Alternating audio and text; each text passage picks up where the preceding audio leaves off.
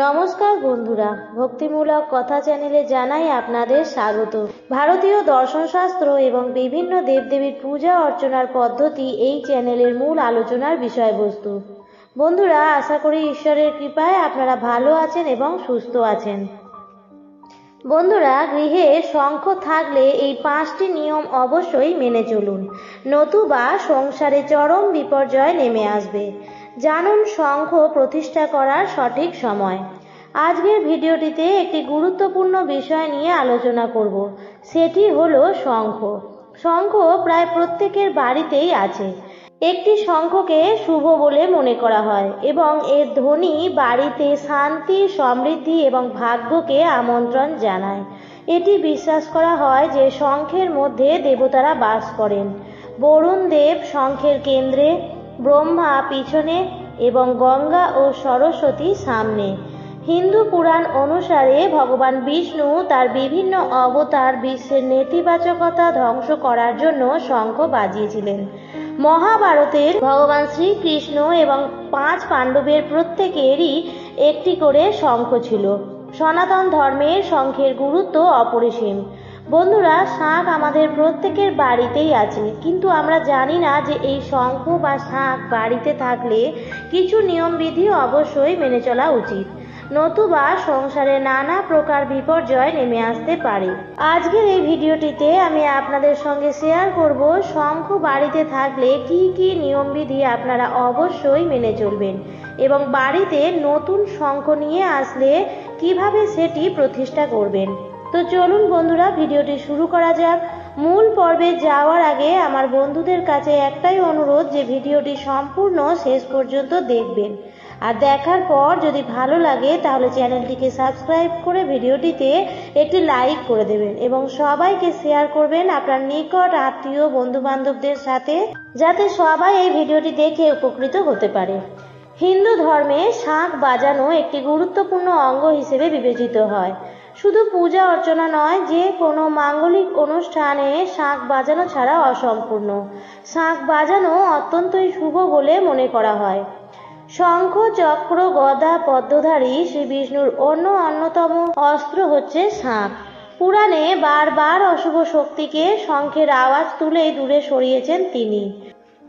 হিন্দু ধর্ম ছাড়াও বৌদ্ধ ধর্মেও শাঁখের ব্যবহার রয়েছে। বৈদিক মতে 2 ধরনের শঙ্খ পাওয়া যায়, একটি বাজানোর জন্য এবং অন্যটি পুজোর কাজে ব্যবহার করবার জন্য। বলা হয়, নিয়মিত যদি শাঁখ বাজানো হয়, বাড়ির পরিবেশ তো শুদ্ধ হয়ই, তার সাথে সাথে যিনি শাঁখ বাজাচ্ছেন তার হার্টের অসুখ সহজে হতে পারে না। বাড়িতে নিয়ম করে 2 বার সকাল ও সন্ধ্যাবেলায় শাঁখ বাজাতেই হয়। আমাদের প্রত্যেকের বাড়িতে শাঁখ তো আছেই, কিন্তু তার নিয়ম মেনে না রাখলে তার শুভ প্রভাব থেকে আমরা বঞ্চিত হতে পারি। চলুন বন্ধুরা, আপনাদের জানিয়ে দিই বাস্তু মেনে কিভাবে শাঁখ রাখতে হয়। শাঁখ অনেক প্রকারের হয়ে থাকে, তবে বাড়িতে সাধারণত আমরা যে শাঁখ বাজিয়ে থাকি তা হলো বামাবর্ত শাঁখ, যেটি আমরা প্রতিদিন বাজিয়ে থাকি সকালবেলা এবং সন্ধেবেলায়। আরেকটি শাঁখ থাকে যেটি সাধারণত ঠাকুরের সিংহাসনের ওপর রাখা হয় এবং সেটি হচ্ছে দক্ষিণাবর্ত এবং তার মধ্যে কোনো প্রকার ছিদ্র থাকে না। এর মধ্যে শুদ্ধ জল অথবা গঙ্গা জল ভরে রাখা হয়।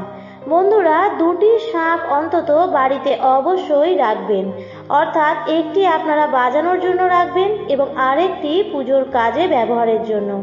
এই 2টি শাঁখ যে রাখবেন, এই 2টি শাঁখ কিন্তু একসঙ্গে রাখবেন না।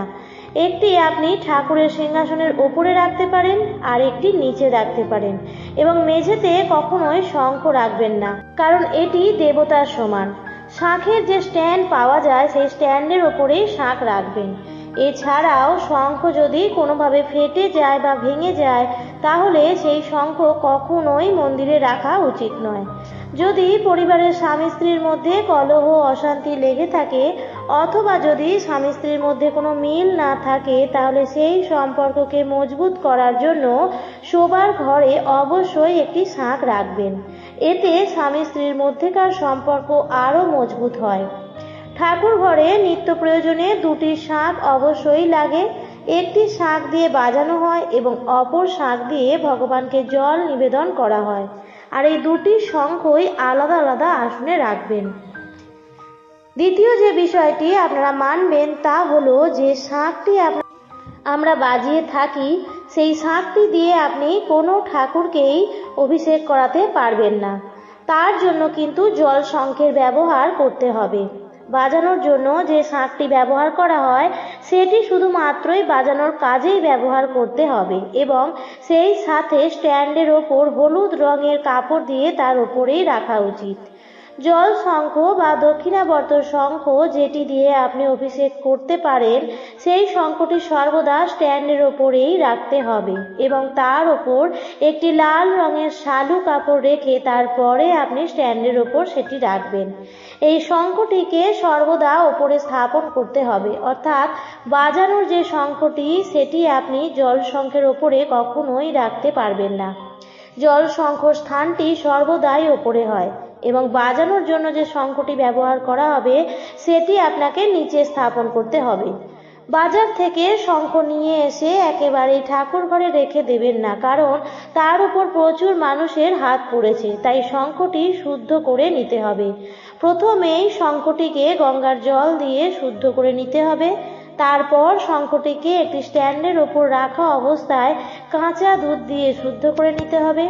অনেক সময় মানুষ যখন সমুদ্রে বেড়াতে যায় তখন শঙ্খ কিনে নিয়ে আসে, অথবা ঘরে কোনো পুজো পার্বণ হওয়ার আগে শঙ্খ কিনে নিয়ে আসে। তখন কিন্তু সেই শঙ্খটিকে আগেই শুদ্ধ করে নিতে হবে। শঙ্খ কিভাবে শুদ্ধ করবেন সেটা নিয়ে আমি আপনাদের বলে দিচ্ছি। প্রথমেই গঙ্গা জল দিয়ে পরিষ্কার করে নিতে হবে, তারপর শঙ্খটির মধ্যে কাঁচা দুধ নিবেদন করতে হবে এবং কাঁচা দুধ একদম ভেতর অবধি দিয়ে ভালো করে পরিষ্কার করে নিতে হবে। তারপর শঙ্খটির মধ্যে দিতে হবে টক দই। শঙ্খ একটি গুরুত্বপূর্ণ জিনিস, তাই শঙ্খটিকে শুদ্ধ করার জন্য এই জিনিসগুলি অত্যন্ত গুরুত্বপূর্ণ। এরপর মধু ও ঘি দিয়ে ভালো করে শঙ্খটিকে পরিষ্কার করে নিতে হবে। বন্ধুরা, যে কোনো রত্ন ধারণ করার আগে তা যেমন পঞ্চামৃত দিয়ে শুদ্ধ করে নিতে হয়, ঠিক তেমনই শঙ্খ ব্যবহার করার আগে ভালো করেই পঞ্চামৃত দিয়েই শুদ্ধ করে নিতে হবে। পঞ্চামৃত এমন একটি জিনিস যা দেবী দেবতাদেরও পুজোর অভিষেক করার ক্ষেত্রে ব্যবহার করা হয়। দক্ষিণাবর্ত শঙ্খ এবং বামাবর্ত শঙ্খ যেটাই আনা হোক না কেন, বাড়িতে আনার পরে প্রথমে এইভাবে শুদ্ধ করে নিতে হবে। বন্ধুরা, শঙ্খের যে স্ট্যান্ডটি আছে সেই স্ট্যান্ডের লম্বা অংশটি রাখবেন ঠাকুরের দিকে এবং শঙ্খের যে লম্বা অংশটি থাকবে সেটিও ঠাকুরের দিকেই থাকবে। তবে জল শঙ্খটি প্রতিষ্ঠা করার সময় একটি মাঙ্গলিক চিহ্ন অবশ্যই দিয়ে দেবেন এবং একটি চন্দনের ফোঁটা ও একটু ফুলও দিয়ে দেবেন। বন্ধুরা, দক্ষিণাবর্ত শঙ্খ যুগ্মভাবে লক্ষ্মীনারায়ণের কৃপাধন্য, তবে এই শঙ্খ বাদ্য শঙ্খ হিসেবে ব্যবহার করা হয় না। চমৎকারী দৈব বস্তু হিসেবেই এর ব্যবহার। একদম ছোট আকার থেকে কয়েক কিলোগ্রাম পর্যন্ত হতে পারে এই শঙ্খ। যে কোনো পূর্ণিমা তিথিতে এই শঙ্খ স্থাপন করা খুবই শুভ। এই শঙ্খের জল গো হত্যা, শিশু হত্যার মতো গুরু পাপ থেকেও মুক্তি দেয়। অনেক সময় বাড়ি ভুলভাবে তৈরি হওয়ার ফলে বাস্তু দোষ সৃষ্টি হয়ে যায়। এই বাস্তু দোষকে দূর করার জন্য এই দক্ষিণাবর্ত শঙ্খ খুবই উপকারী। এই শঙ্খের জল থেকে জল নিয়ে আঙুল দিয়ে প্রতিটি ঘরের দেওয়ালে বা দরজার উপরে ছিটিয়ে দিলে অত্যন্তই শুভ ফল পাওয়া যায়।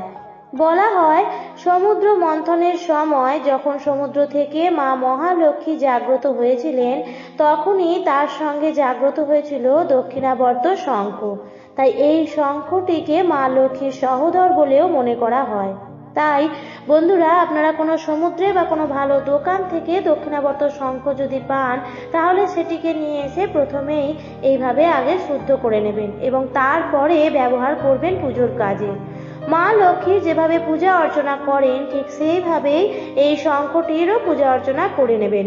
যদি আপনারা দক্ষিণাবর্ত শঙ্খ না পান তাহলে আপনার ঘরের যে জল শঙ্খ বা পানি শঙ্খ আছে তার মধ্যে আপনি গঙ্গার জল পূর্ণ করেও রাখতে পারেন। তবে প্রতিদিন সেই পানি শঙ্খের মধ্যে একটি ফুল নিবেদন করতে ভুলবেন না এবং প্রতিদিন তাদের ধূপ এবং প্রদীপ অবশ্যই দেখাবেন। এবার বলে দিই বন্ধুরা, যেটি আপনারা করবেন না তা হলো কি, আপনারা করবেন না সেটি হচ্ছে শাঁখ কখনোই শিবলিঙ্গের চেয়ে উঁচুতে রাখবেন না এবং পূজা অর্চনার সময় শাঁখের সঙ্গে যেন শিবলিঙ্গের স্পর্শ না করে সেই বিষয়টিও খেয়াল রাখবেন। মহাদেব বা সূর্যদেবের পুজোয় শাঁখ দিয়ে জল কখনোই অর্পণ করবেন না। আপনি ভগবান শ্রীকৃষ্ণের অভিষেকের সময় জলশঙ্খ বা দক্ষিণাবর্ত শঙ্খ দিয়ে অভিষেক করতে পারেন। রাধাকৃষ্ণের পূজা অর্চনায় আরতিও করতে পারেন। মা লক্ষ্মীর পূজায় আপনারা জল শঙ্খ দিয়ে আরতি করতে পারেন, কিন্তু শিব পুজোতে এবং সূর্যদেবের পুজোতে আমরা যে জল অর্পণ করি সেটি কিন্তু কখনোই ভুল করেও জল শঙ্খ দিয়ে অর্পণ করবেন না। নিত্যদিনের পুজোয় বাজানোর জন্য যে শঙ্খটি আপনি ব্যবহার করেন সেই শঙ্খটি যেন আপনার নিজের হাতের তালু থেকে বড় মাপের শঙ্খ না হয়, সেই বিষয়টি খেয়াল রাখবেন। এবং বন্ধুরা, প্রতিদিন শাঁখ বাজানোর পর সেই শঙ্খটি ভালোভাবে ধুয়ে তারপরেই কিন্তু আপনি আবার স্ট্যান্ডের ওপর রাখবেন। আমার আজকের পর্বটি এই পর্যন্তই। ভিডিওটি দেখে যদি ভালো লেগে থাকে তাহলে অবশ্যই চ্যানেলটিকে সাবস্ক্রাইব করে আমাদের পাশে থাকবেন। ভিডিওটি দেখার জন্য অসংখ্য ধন্যবাদ।